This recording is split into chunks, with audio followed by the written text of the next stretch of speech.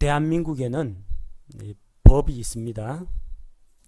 그리고 법을 어기면은 법의 이름으로, 정의의 이름으로 심판을 받습니다.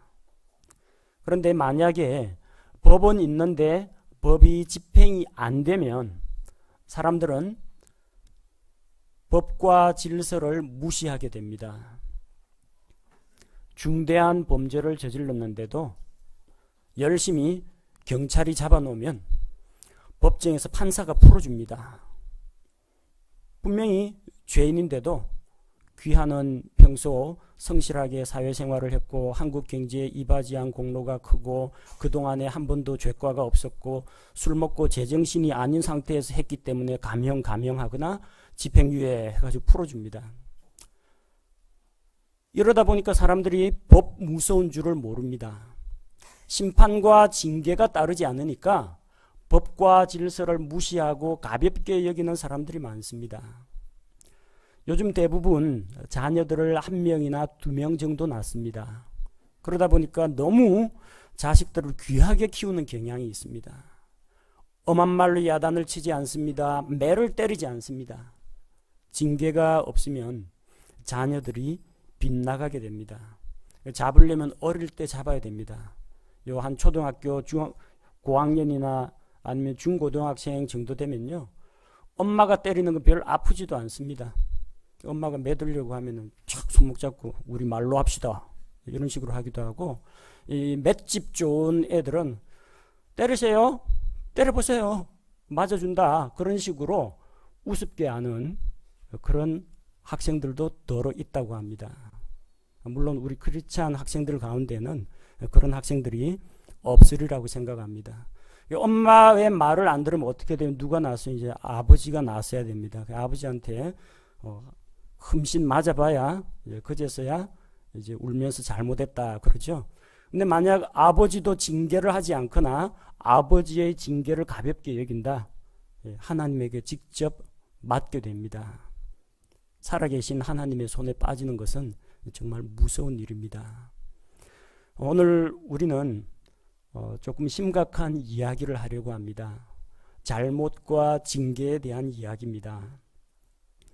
그리스도인들이 죄를 짓더라도 예수 그리스도께서 십자가에서 그 죄에 대한 대가를 다 지불하셨기 때문에 죄의 형벌로 지옥에 가는 일은 없습니다. 하지만 우리가 이 세상에서 몸을 입고 살아가는 동안에 행한 바 삶의 열매에 대해서는 반드시 그리스도의 심판석 앞에서 보응을 받게 됩니다. 좋은 것이든 나쁜 것이든 주님 앞에서 회개 보고하고 보응을 받습니다. 그거야 뭐 예수님 다시 오실 때 이야기고 뭐 이 세상에서는 어떠랴 그러는 분들이 있습니다. 이미 한 번 구원은 영원한 구원이니까 이제 구원받은 다음에는 자유롭게 마음대로 살겠다라는 그런 안일하고 나태한 생각을 가진 사람들이 더러 있습니다. 왜 그렇습니까? 구원의 은혜에 대한 감사가 없어서 그렇습니다. 그 죄 문제를 해결하기 위해서 하나님께서 얼마만한 큰 희생을 치렀는지, 예수님 십자가에 달리신 그 고통이 무엇인지를 알지 못하고 감사하지 못하니까 그렇게 오만한 행동을 취하는 것입니다. 그런데 그런 자들의 죄가 십자가에서 용서된 것은 용서된 것이지만 우리가 이 세상에서 살아가는 그 동안에도 하나님께서는 우리 죄의 문제를 친히 다루신다는 겁니다. 하나님께서 그 죄에 대해서 다루시기 전에 자기 죄들을 회개하고 돌이키는 자는 예수 그리스도의 피로 용서를 받을 수가 있습니다.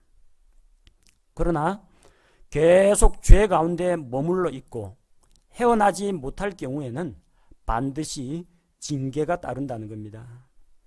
징계는 하나님께서 자기 백성을 다루시는 방법 가운데에서 가장 강력한 방법입니다. 엄중한 수단입니다. 따라서 만약에 내게 하나님의 징계가 임했다, 그때는 가볍게 여기면 안 됩니다. 하나님께서 주시는 경고를 무시하면 안 된다는 겁니다. 이 히브리서 말씀을 기록하신 목적은 구원받은 성도들이 완전함으로 나아가도록 하기 위해서입니다. 히브리서 읽고 구원받으란 이야기가 아닙니다. 이미 구원받은 성도들에게 쓴 글입니다. 너희가 구원을 받았다. 언제까지 어린아이 노릇할래? 언제까지 육신에 속한 자가 되겠느냐?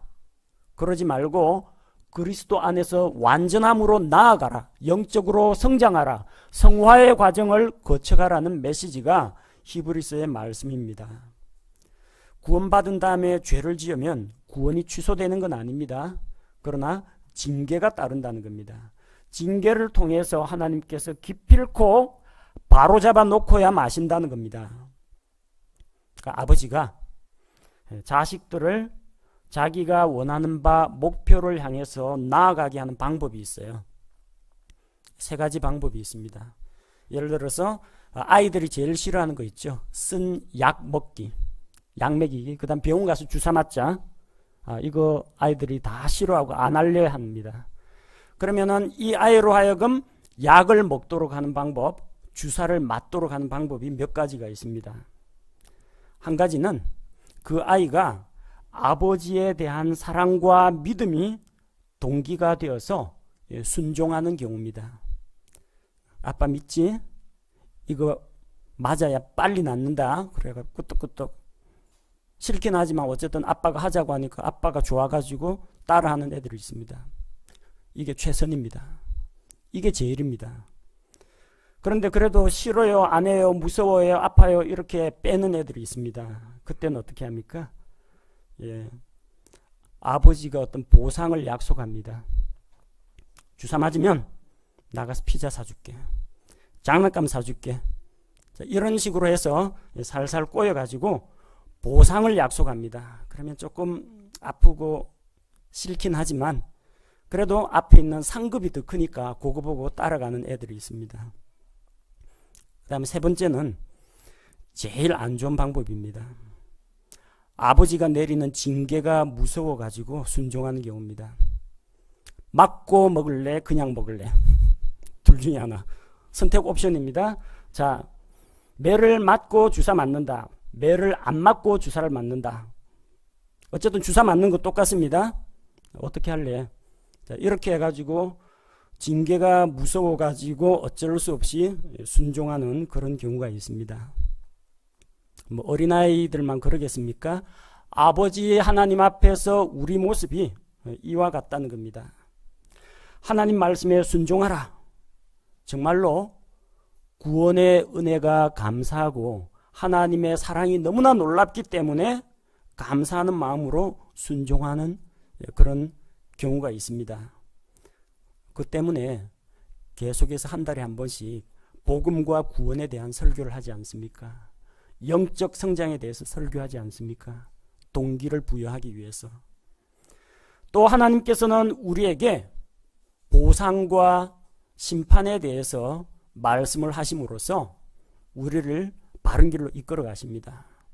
저 하늘나라를 바라봐라. 세상을 보지 말라. 그리고 하나님의 엄중한 심판과 그분께서 오실 때 그분 앞에서 받게 될 영광과 칭찬을 생각하라. 순종하는 것이 축복의 길이다. 또 하나님 앞에서 이렇게 감사하고 헌신할 때 하나님께서 잊지 않고 기록하셨다가 그리스도의 심판석에서 보응을 해주실 것이다. 이게 동기가 되어가지고 순종하시는 분들이 있습니다. 그래서 보상과 심판, 상급 이런 말씀도 같이 선포하고 있습니다. 또 한 가지는 매 안 맞으려면은 알아서 순종하라. 징계를 하나님께서 보여주시는 겁니다. 구약시대 수많은 사람들 징계를 받았죠. 우상 숭배하다가 하루에 3,000명 이상이 죽임을 당하기도 했고 음행을 하다가 2만 명이 넘는 사람이 다 광야에서 시체로 쓰러졌습니다. 하나님의 그런 징계 이런 것들이 오늘을 살아가는 우리에게 훈계를 주고 있다는 것입니다. 그래서 오늘 설교에서는 그 중에서 하나님의 징계에 대해서 다루고자 합니다. 오늘 본문 말씀을 보니까 누가 누구를 징계하는지 나와 있습니다. 누가 징계하느냐? 누구를 징계하느냐? 5절 말씀에 보니까 또한 자식들에게 하듯 너희에게 말씀하시는 권면을 너희가 잊었도다. 이르시되 내 아들아 너는 주의 징계를 멸시하지 말며 그분께 책망받을 때 낙심하지 말라고 했습니다. 누가 누구에게 징계합니까? 하나님께서 회초리를 들고 징계를 하십니다. 누구에게요? 자식들을 대하듯이, 자기 자녀들을 대하듯이 다루신다는 겁니다. 아버지의 자격으로서, 아버지의 권위로서 징계를 하십니다. 근데 아버지의 징계는 애를 죽자고 때리는 게 징계가 아닙니다. 아버지의 징계는 그 아이의 죄와 잘못에 대한 무서운 진노와 함께, 그리고 고통당하는 자기 자녀에 대한 긍휼의 마음이 같이 있다는 겁니다. 우리가 잘 아는 시편 103편 13절 말씀에 아버지가 자기 자식들을 불쌍히 여기는 것 같이 주께서 자신을 두려워하는 자들을 불쌍히 여기신다고 했습니다. 아버지가 아이 아프거나 울거나 슬퍼하면은 가슴이 미어지죠. 하나님께서도 마찬가지입니다. 매를 때리시다가도 징계를 당하고 있는 그 자녀의 고통을 지켜보신다는 겁니다. 안심하시기 바랍니다. 어디 나가서 우리가 폭행을 당하는 것이 아니라 아버지로부터 징계를 받는 것이라면 감사할 줄 알아야 합니다. 또 누가 누구를 징계합니까? 6절 말씀을 보니까 주께서 사랑하는 자를 친히 징계하시고 자신이 받아들이는 아들마다 채찍질 하신다고 했습니다. 사랑하시는 자를 징계합니다. 사랑하는 아들이 바르게 되라고 징계를 하는 겁니다. 사랑에 관심이 없으면 징계도 안 합니다. 버린 자식입니다. 누구에게 징계를 합니까? 주께서 그를 받아들이는 아들, 하나님께서 받으시는 아들마다 징계를 합니다. 징계를 받아들이는 아들이 아닙니다. 어떤 사람이 하나님을 받아들이면이 아닙니다. 하나님께서 그 사람을 아들로 받아들였다, 사랑하는 자로 받아들였다 하면은 그에게는 징계가 임한다는 겁니다. 만약 우리에게 하나님의 징계가 임했다면 우리는 하나님께 받아들여진 자라는 것을 알 수가 있습니다. 그 다음 또 누가 누구를 징계합니까? 8절 말씀에 보니까 너희에게 징계가 없으면 너희가 사생하여 아들이 아니라고 했습니다. 사생아, 그리고 자기 아들이 아닌 자는 징계하지 않습니다. 부부간의 결혼관계 밖에서 출생한 아들, 아버지가 누군지도 모르는 아들, 내가 저 애가 내 아들이라는 확신이 있어야 아들처럼 징계를 하지, 저 누구신지도 모르는 저런 아들에 대해서는 뭐 잘 되거나 못 되거나 신경 안 씁니다. 징계 안 합니다. 남의 집 아들도 징계 안 합니다. 괜히 남의 집 아들 훈계하다가 이웃끼리 싸움 나올 수가 있습니다. 괜히 징계하려고 건드렸다가 서로 간에 신뢰관계가 형성이 안 돼 있으면 이웃집 아저씨가 야단을 치면요 반발을 합니다. 왜? 자기 아버지가 아니니까요. 그리고 야단을 치는 사람도 자기 아들이 아닌데 구태여 남의 집안 자식 교육에 관여할 필요가 없다 해서 교육에 대한 책임을 지지 않습니다. 자신이 하나님께 죄를 짓고 있거나 교회 공동체에 죄를 짓고 있거나 자기 가정에 자기 자신에게 죄를 짓고 있는데 아무런 징계가 안 임한다.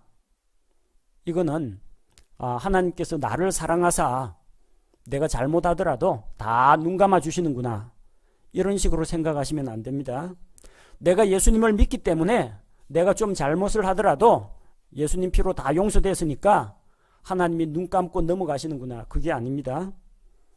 혹은 내가 하고 있는 이 일이 정당하고 옳다라는 그런 반증도 아닙니다. 왜 징계를 안 하느냐?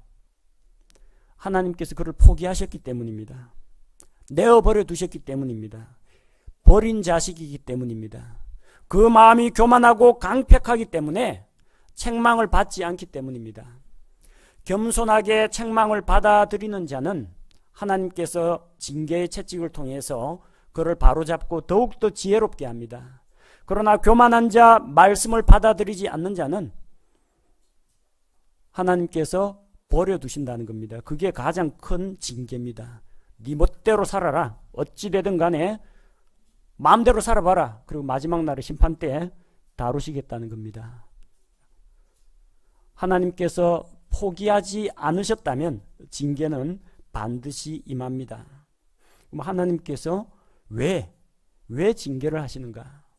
우리가 이 땅에서 조금 더 잘 살거나 아니면 잘못 살거나 저 하늘에 계신 하나님께 무슨 해코지라도 될 수 있겠습니까?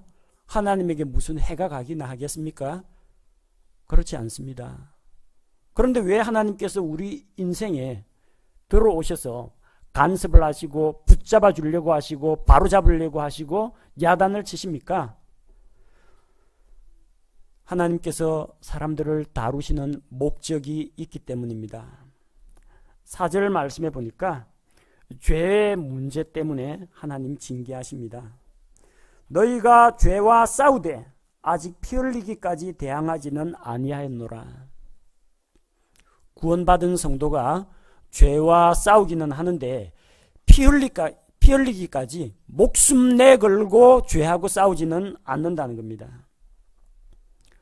예수 그리스도께서는 우리 죄 문제를 해결하기 위해서 십자가에 달려서 온몸의 피를 다 흘리고 죽으셨습니다. 그 사실을 기억하고 있다면 죄를 미워해야 됩니다. 내 죄 때문에 예수님께서 십자가에 달리셨다면 마땅히 이제는 그 죄하고 손을 끊어야 됩니다. 그런데 그 예수님의 십자가를 잊어버렸다는 이야기입니다. 죄의 대가가 사망이요 영원한 불호수 속에서 영원토록 고통과 형벌을 받는 것이라는 그 사실을 잊어버렸기 때문입니다. 오늘날 그리스도인들 가운데에서 죄와 싸우지 않는 사람이 많습니다. 싸우기는 하는데 목숨 걸고 싸우지 않는 사람들이 너무나 많습니다.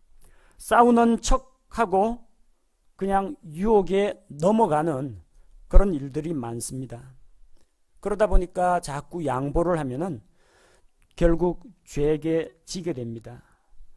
죄와 타협을 하고 죄를 허용하게 됩니다. 계속 하다 보면 그게 습관적인 죄가 됩니다. 그래서 죄 짓고 아이고 이러면 안 되는데 회개하고 다음에 또 죄 짓고 또 회개하고 죄 짓고 회개하고 물론 회개할 때마다 진심으로 하나님 앞에서 예수 그리스도의 피를 의지하여 회개하면 용서받습니다. 그러나 어떻게 돼요? 죄 짓고 회개하고 죄 짓고 회개하고 이러다 보면 죄가 습관이 됩니다. 습관적으로 죄 짓는 일이 많아지게 되고 그러다 보면 점점 양심의 기능이 마비가 됩니다. 에이 뭐 이 정도는 해도 되겠지. 에이 뭐 전에도 그랬는데 뭐 딱 한 번 하고 나중에 뭐 교회 가서 회개 기도 한 번 하면 되겠지. 이런 식으로 안일하게 생각한다는 겁니다. 자, 그래서 그렇게 되지 않도록 하나님께서 살아계시고 지켜보고 계시다는 것을 분명히 알려주기 위해서 하나님께서 징계를 하시는 겁니다. 왜 징계를 합니까? 5절에 보니까 책망받을 만한 일이 있을 때 징계를 합니다. 아무나 징계하는 게 아닙니다. 그에게 잘못이나 책망받을 만한 일이나 놓지 못하는 죄가 있을 때 징계를 합니다. 반드시 무슨 살인, 강도, 도둑질 이런 것만 범죄가 아닙니다. 우리 속에 자리 잡고 있는 세속적인 생각, 잘못된 태도와 동기, 올바르지 못한 가치관 이런 것이 있을 때 하나님께서 징계를 하신다는 겁니다. 징계에는 반드시 이유가 있습니다. 까닭 없이 징계를 내리지는 않으신다는 것을 우리가 기억해야 합니다. 하나님께서 징계하시는 이유 9절 말씀을 보니까 우리 육체의 아버지들이 우리를 바로잡는다고 했습니다. 삐딱하게 나갈 때 비뚤어진 것이 있으면 바로잡기 위해서 징계를 합니다. 우리 육체의 아버지들이 우리를 바로잡듯이 하나님 아버지도 바로잡으십니다. 어릴 때는 못 모르고 자기 친구에게 하듯이 할아버지 할머니에게 반말을 하는 경우가 있습니다. 그냥 내버려 두면 어떻게 돼요? 할아버지 이리 와봐 하고 계속 반말 씁니다. 왜? 아직까지 분별력이 없으니까 이 말이나 친구하고 할아버지하고 같이 대하는 거예요. 그때는 할아버지는 야단을 못 칩니다. 할아버지는 자기 아들은 때려서 키웠으면서도 손자 손녀는 못합니다. 왜요? 며느리 사위 눈치 봐야 됩니다. 그리고 주교육자는 아버지 어머니입니다. 그때는 아버지 어머니가 나서야 돼요. 녀석! 할아버지께 그게 무슨 버릇없는 행동이냐 해가지고 언어를 교정해 줘야 됩니다. 바로 잡아줘야 됩니다. 그거 안 고치면요 나중에 커가지고도 아빠 용돈 줘 하고 이런 식으로 반말 내뱉게 됩니다. 말이 반말로 나가면요 태도도 따라갑니다. 행동도 따라갑니다. 삐딱하게 나갈 때는 즉시 바로 잡아야 됩니다. 포병부대에 근무하신 분은 아마 이해가 빠르실 텐데 포병의 이 각도 있죠. 이 각도가 1도만 삐뚤어지면요 목표 지점에 가서는 수십 킬로미터를 벗어나게 됩니다. 약간만 삐딱하게 돼도요. 여러분 도로 직선 도로에서 쫙 질주하는데 시속 100 정도로 100km 정도로 쫙 직선 도로 질주하는데 핸들 각도 5도만 비틀면요 틀림없이 사고 납니다. 삐딱하게 나가는 것은 바로 잡아야 됩니다. 바르게 잡아서 하나님의 길을 걷도록 해야 됩니다. 교정을 해줘야 됩니다. 하나님 앞에서 비뚤어진 생각, 비뚤어진 말, 삐딱한 행동이 있다면 하나님께서는 그것을 바로 잡기 위해서 징계를 하십니다. 우산 금속 살대가 이거 휘어지면요 어떻게 하면 펴올 수 있습니까? 무리하게 힘으로 꺾다가는요 똑 부러집니다. 이거 뜨거운 불에 살살 달고 가지고요 망치로 딸딸딸딸 이거 때려야 됩니다. 너무 세게 때리면 망치에 맞아 가지고 살대 부러집니다. 그래서 적당하게 열을 가해서 달군 다음에 좀 부드럽게 만들어 놓은 다음에 천천히 때려 가지고 결국 바로 잡아야 되는 겁니다. 맞으면 좀 아프긴 하겠죠. 하지만 그렇게 맞아야 삐딱한 것이 바르게 펴진다는 겁니다. 하나님께서는 왜 징계를 하십니까? 10절 말씀을 보니까 그분께서는 우리의 유익을 위해서 징계하신다고 했습니다. 우리 좋으라고 하는 겁니다. 징계는 우리에게 유익하다는 것입니다. 시편 94편 12절 말씀에서는 오 주여 주께서 징계하시며 주의 법으로 가르치는 사람은 복이 있나니 주께서 징계하시는 그 사람이 복이 있다고 했습니다. 왜 복이 있어요? 징계를 통해서 우리에게 변화가 일어납니다. 어떤 변화가 일어납니까? 10절 후반부에 이것은 우리가 자신의 거룩함에 참여하는 자가 되게 하려 하심이라. 이 삐딱하게 나가는 사람을 바로 잡아서 하나님의 거룩하심에 참여하는 자가 되도록 만든다는 겁니다. 그렇기 때문에 징계가 맞을 때는 아프겠지만 우리에게 유익이 된다는 것입니다. 하나님께서 어떠한 방식으로 징계를 하십니까? 여러 가지 다양한 방식이 있습니다. 첫 번째는 제일 가벼운 겁니다. 여러분 자녀가 잘못하면 그 자리에서 바로 주먹 날리거나 그러진 않죠. 어떻게 합니까? 처음에는 말로 고쳐줍니다. 야, 그거 잘못된 거야. 그거 따라하지 마. 앞으로 그러면 안 돼. 알았지? 하면서 경고를 줍니다. 첫 번째는 말로 징계를 주는 겁니다. 하나님께서 우리에게 말씀으로 책망을 하십니다. 성경 읽을 때 드러납니다. 성경을 읽다 보면 하나님의 말씀이 내 마음을 찌릅니다. 찔리는 게 없습니까? 찔리는 게 없는 사람은 완벽한 사람입니다. 혹은 양심이 무딘 사람입니다. 둘 중에 하나입니다. 하나님의 말씀의 거울 앞에 비춰보면 우리의 약점과 연약함들, 죄, 실수, 잘못이 다 보입니다. 그거 읽을 때마다 부담이 됩니다. 성경 읽을 때. 설교 들을 때 꼭 나한테 하시는 말씀 같아요. 성경 공부, 성경 암송, 이런 말씀이 우리에게 경고를 줍니다. 가장 가벼운 징계, 또 하나님의 1차 경고라고 보시면 됩니다. 또 어떤 방식으로 우리를 징계하시느냐? 우리 주변에 있는 환경을 통해서 징계를 하시는 경우가 있습니다. 역대기하 16장 9절에 보니까 아사 왕이 있습니다. 하나님께서는 하나님 앞에서 완전한 마음으로 행하는 자를 찾고자 온 땅을 두루다니면서 그런 자를 찾고 계십니다. 그러나 아사는 완전한 마음으로 행하지 않았습니다. 하나님의 크신 능력으로 수많은 에티오피아 군대, 이방인의 군대를 물리쳤음에도 불구하고 겨우 보잘것없는 군대, 그 군대를 물리치기 위해서 이방인의 왕에게 뇌물을 줘가지고 자기의 대적을 공격해달라고 사람을 의지했습니다. 자, 그의 그런 잘못된 행동, 삐딱한 행동, 불신의 행동을 바로잡기 위해서 하나님께서 징계를 내리셨습니다. 이후부터는 왕에게 전쟁이 있을 겁니다. 하나님의 은혜로 그는 태평한 시대를 보냈습니다. 그러나 눈앞에 있는 대적을 만났을 때 하나님을 의지하지 않고 이방의 군대를 의지했기 때문에 앞으로 한번 그 이방의 군대가 너도 압박하게 될 텐데 전쟁을 한번 겪어보라는 겁니다. 환경을 통해서 하나님의 징계가 나타납니다. 어떤 아들이 부모님께 함부로 막대하고 불효를 저질렀습니다. 그러면은 그 부모님이 그 아이에게 뭐라고 하는지 아십니까?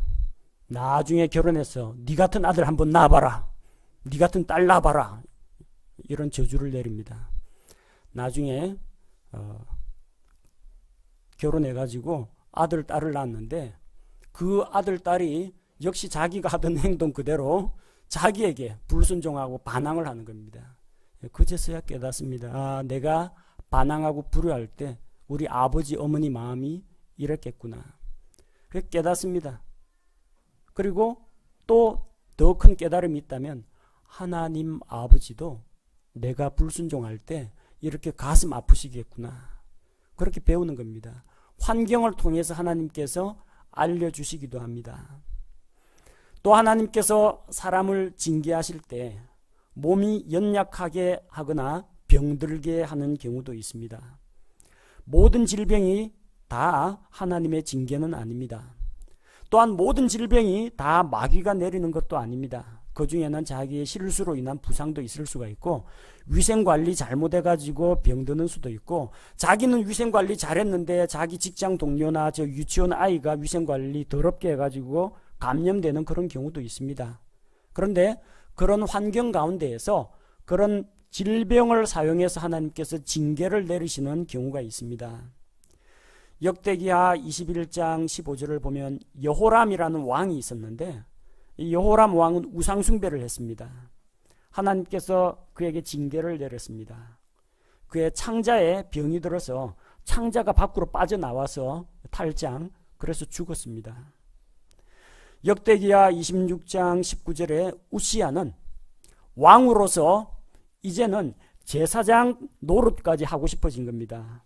하나님의 성소에 들어가서 제사장들만 할 수 있는 일, 하나님께 분향하는 일을 하려고 했습니다. 제사장들이 왕이시여, 이것은 왕의 일이 아닙니다. 구별된 제사장만이 할 수 있습니다 하고 뜯어말리는데 제사장을 향해서 막 노를 바랄 때 그의 온몸에 나병이 번졌습니다. 그래서 성전에서 쫓겨나고 왕궁 별실에 거하면서 죽을 때까지 나병 환자로 일생을 살다가 죽었습니다. 고린도전서 11장 30절 보면 주의 만찬을 옳지 않은 방식으로 행한 자들이 있습니다. 주의 만찬이 무엇입니까?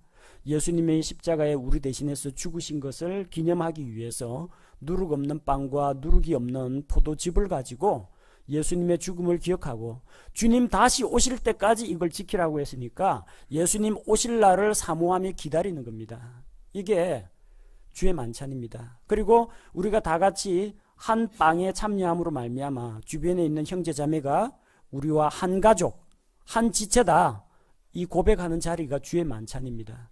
그런데 고린도 교회 안에는 부자가 있고 가난한 자가 있는데 부자가 가난한 자들 왕따시키고 자기들끼리 먹습니다. 그리고 다른 사람들은 일찍 와가지고 주의 만찬 다 집어먹어버리고 나중에 시장에서 일을 하다가 노예로서 주인집 일을 하다가 늦게 온 사람 보니까 빵이 다 없어졌어요. 부자들이 다 먹었어요.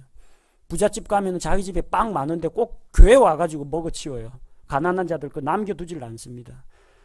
그리고 주의 만찬 행하다 보면은 이 누룩 없는 빵과 포도즙 이거 가지고 배가 안 차니까 애찬이라고 해서 고기도 가지고 옵니다.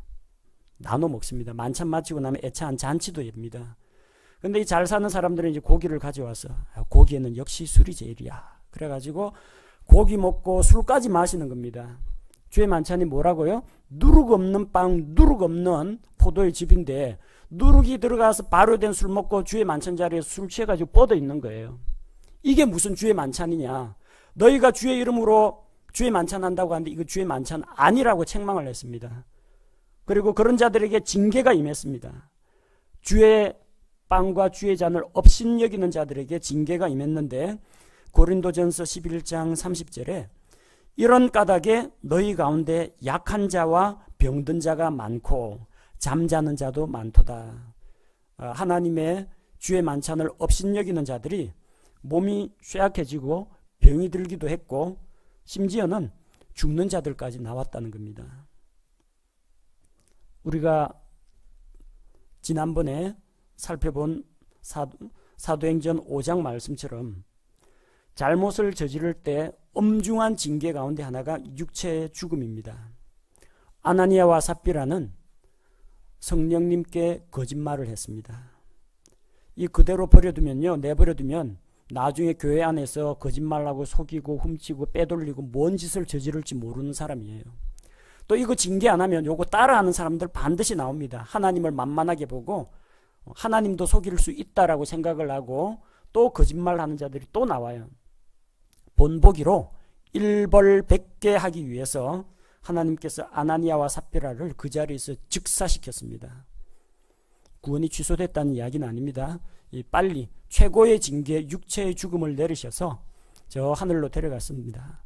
보고 싶어서 데려간 게 아닙니다. 이거 교회 집 만들 테니까 빨리 치워주는 겁니다. 교회로서는 그런 사람 없어진 거에 대해서 오히려 감사해야 될 겁니다. 그리고 나중에 그리스도의 심판석에서 하나님께서 예수 그리스도께서 그 사람들에게 책임을 물으실 겁니다. 고린도전서 5장 5절에는 자기 아버지의 아내, 자기 어머니하고 간음을 한 자가 있습니다. 사도 바울이 그 이야기를 듣고 하나님께서 그를 사탄에게 넘겨주어 육체의 죽음에 이르게 했다고 기록하고 있습니다. 그런 무서운 죄를 저지르면 교회에 선한 간증이 되지 않습니다. 주변에 있는 저 세상 사람들 다 크리스찬은 뭔가 다르겠지 기대하고 지켜보고 있어요. 그런데 그런 식으로 방탕한 행동을 하니까 하나님께서 최고의 징계로 육체의 죽음을 내리신 겁니다. 교회 질서를 어지럽히고 악한 간증을 드러내는 자들을 살려두면 주님의 이름을 더욱더 욕되게 합니다. 빨리 죽여서 데려가시고 그리스도의 심판석 앞에서 책임을 물으실 겁니다. 우리에게는 어떠한 형태로 징계가 찾아옵니까?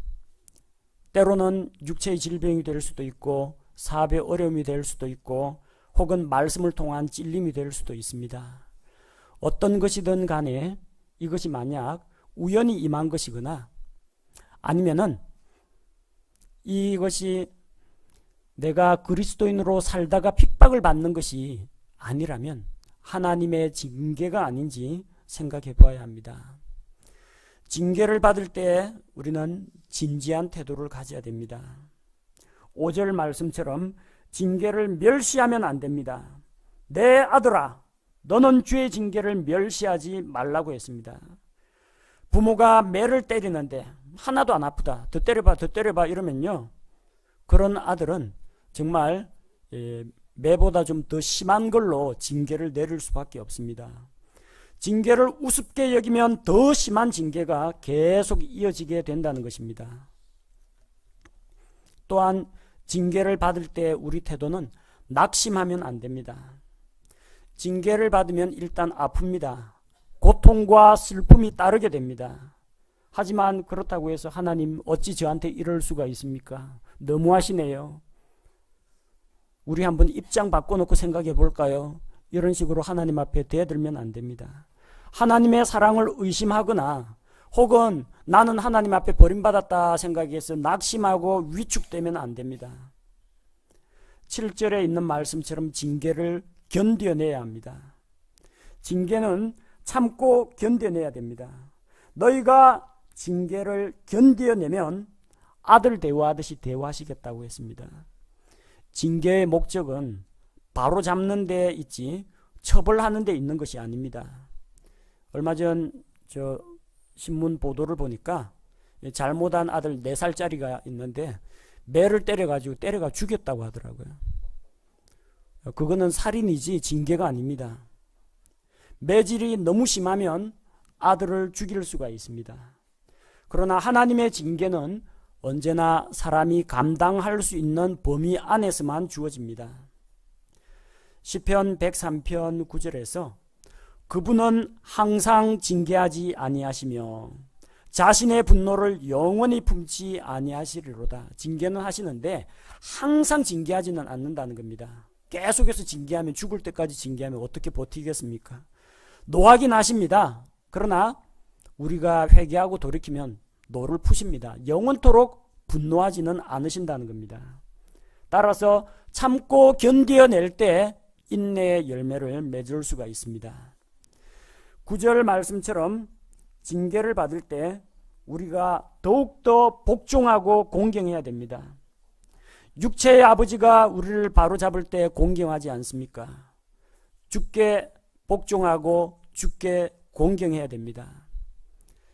우리 애들이 맷집이 좋습니다. 매를 많이 맞아서 맷집이 좋습니다. 매로 단련이 됐습니다. 매를 때리고 나면은 제일 먼저 아빠한테 와서 안깁니다. 잘못했어요 하고 와서 안겨요. 그럼 꼭 안아주고 기도도 해주고 보냅니다. 뭐 까마득한 이야기입니다. 요즘에는 매를 든 적이 없어서 알아서 잘 하니까 말로만으로도 다 통하는데 징계는 형벌이나 처벌이 아닙니다. 바로 잡는 겁니다. 교정하는 겁니다. 그러므로 교정을 받을 때는 순순히 받아들이고 또 바르게 잡아주는 분을 공경하는 것이 옳다는 겁니다. 징계 받을 때 하나님께 더 가까이 나아와야 됩니다. 정원사가 가지치기를 할 때는 그 나무에 가장 가까이 있습니다. 가지치기 당하면 아프죠? 그 세상적인 생각 싹둑, 음란한 생각 싹둑, 불필요한 생각 싹둑, 건전하지 못한 사고방식 싹둑, 불량 교제 싹둑, 세속적인 모임 친구 싹둑 가지치기 당하면 기분도 안 좋고 꽤 아픕니다. 그러나 그때야말로 그 나무에 정원사가 가장 가까이 다가가 있다는 겁니다. 여러분이 징계를 당하는 바로 그 시점에 하나님 바로 여러분 옆에 와 있습니다. 그걸 기억하시기 바랍니다. 매 맞을 때 안 맞을래 하고 도망가면요 더 맞습니다. 회초리 딱 때릴 때 회초리가 길잖아요. 요 끝으로 맞으면 진짜 아픕니다. 그때는 전략이 있습니다. 뒷걸음 살살살 쳐가지고 회초리 한 중간 정도나 아버지의 손 가까이에 있는 회초리 맞으면요 거리가 짧거든요. 별로 안 아픕니다. 매 맞을 때 전략은 뭐예요? 매 때리는 사람에게 최대한 접근하라. 하나님에게 징계를 당한다. 가장 좋은 방법은 살살살 해가지고 하나님께 딱 가까이 가는 겁니다. 그러면은 덜 아픕니다. 덜 맞습니다. 하나님께 가까이 나오면 관계 회복이 빨리 이루어진다는 겁니다. 그리고 징계는 우리에게 좋은 열매를 가져옵니다. 11절 말씀해 보니까 징계받는 것이 별 좋은 건 아닙니다. 별 기쁘지도 않고 슬프고 괴롭습니다. 하지만 징계를 통해서 연단을 받으면 열매를 맺습니다. 의와 화평의 열매를 맺게 된다는 것입니다. 또한 이렇게 징계를 받음으로써 12절 말씀에 늘어진 손과 연약한 무릎을 일으켜 세울 수 있게 됩니다. 그동안 방탕하고 나태하게 살았던 그 삶에 대해서 나태하여 늘어진 손에 힘을 불어넣어주고 연약하여 후들거리는 무릎을 바로 일으켜 세우는 기회가 된다는 것입니다. 그리고 바로 그 힘으로 13절 말씀처럼 너희 발을 위해 곧바른 행로를 만들게 한다는 겁니다. 곧바른 길을 걸어가게 합니다. 이제부터는 쩔뚝쩔뚝 다리 절면서 불안하게 걸어가는 것이 아니라 무릎을 바로 이렇게 세우고 똑바른 길을 걸어가면서 고침을 받을 수 있다는 겁니다. 이런 면에서 하나님의 징계를 업신여기면 안 되고 인내함으로 받아들이고 빨리 하나님께로 가까이 나아가서 하나님과 관계를 회복하는 것이 제일이라는 겁니다. 언제까지 징계받습니까? 제 경험으로 보니까 딱딱 때리는데 입에서 죄송해요, 잘못했습니다 소리 나오면 매가 빨리 끝납니다. 근데 이 해가지고 그냥 곧 죽어도 잘못했다는 말 안 하면 잘못했다는 소리 나올 때까지 맞습니다. 징계 당할 때 하나님 앞에 빨리 돌이키고 빨리 죄송해요, 잘못했어요 하고 돌아올 때 징계 기간이 빨리 끝난다는 겁니다. 우리 자신을 돌아보고 깊이 잘 생각해야 합니다. 전도서 7장 14절에는 형통한 날에는 기뻐하되 역경을 당하는 날에는 깊이 생각하라고 했습니다. 까닭없이 나에게 어떤 재난이나 고난이나 어려움이나 이런 것들이 닥칠 때는 잘 생각해야 됩니다. 자신의 삶에 닥친 것이 하나님의 징계인지 그리스도 안에서 경건하게 살고자 하다가 세상으로 핍박을 받는 것인지 잘 구별해야 됩니다. 그리고 혹시 내가 하나님 앞에서 야단 맞을 일이 있는가, 꾸중 들을 일이 있는가 생각해보고 잘 분별해야 됩니다. 만약 나에게 닥친 이런 환경과 어려움이 나를 바로잡기 위한 하나님의 징계라면 하나님의 징계를 가볍게 여기거나 우습게 여기면 안 됩니다. 주께서 자기 백성을 징계하시는 것을 멸시하면 안 됩니다. 히브리서 10장 31절 말씀을 보면요. 히브리서 10장 31절 살아계신 하나님의 손 안으로 떨어지는 것은 두려운 일이로다. 두려워할 줄 알아야 돼요. 상 주시는 하나님도 믿어야 하지만 심판하시고 징계하시는 하나님도 똑같이 믿어야 됩니다. 하나님의 손 안으로 떨어지는 것은 두렵습니다. 하나님에게 맞기 전에 경고를 받았을 때 빨리빨리 돌이키는 것이 가장 좋습니다. 또한 주께서는 자기를 두려워하는 자를 존중하신다고 했습니다. 징계하시는 하나님을 두려워하고 돌이켜야 합니다. 하나님 앞에 징계받을 때 빨리 돌이키고 회개할 때 용서를 받을 수가 있습니다. 만약 돌이키지 않는다면 더 강한 징계가 잇따르게 되고 돌이킬 수 없는 상황에 내몰리게 됩니다. 잠언 29장 1절에는 지혜의 말씀으로 다음과 같이 권면하고 있습니다. 자주 책망을 받으면서도 목을 굳게 하는 자는 갑자기 멸망을 당하며 또 구할 길이 없으리라. 그렇게 되면 안 됩니다. 자주 책망 들을 때 자주 듣지 말고 한두 번 들었을 때 빨리 돌이킬 때 하나님의 징계를 덜 받습니다.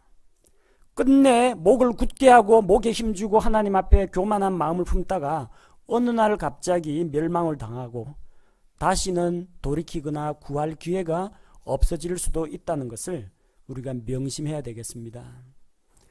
오늘은 우리에게 다소 부담이 되는 하나님의 징계에 대한 말씀을 드렸습니다.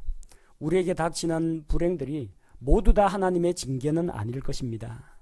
어떤 것은 그리스도인으로서 경건하고 거룩하게 살다가 핍박을 받는 것일 수도 있고 어떤 경우에는 억울하게 다른 사람으로부터 공격을 받는 그런 일도 있을 것입니다. 잘 생각하고 분별하셔서 만약 이것이 요즘 나의 영적인 상태 혹은 나의 사고방식 또한 나의 말과 행동에 대한 하나님의 징계라는 그런 생각이 든다면 명심하십시오. 하나님께서 사랑하시는 자를 징계하신다. 징계하시면서 긍휼을 베풀어 주신다. 그리고 우리가 빨리 돌이킬 때 하나님께 가까이 나아갈 때 다시 빛 가운데에서 교제 관계를 회복할 수 있다. 이 사실을 명심하시기 바랍니다. 제가 기도하겠습니다.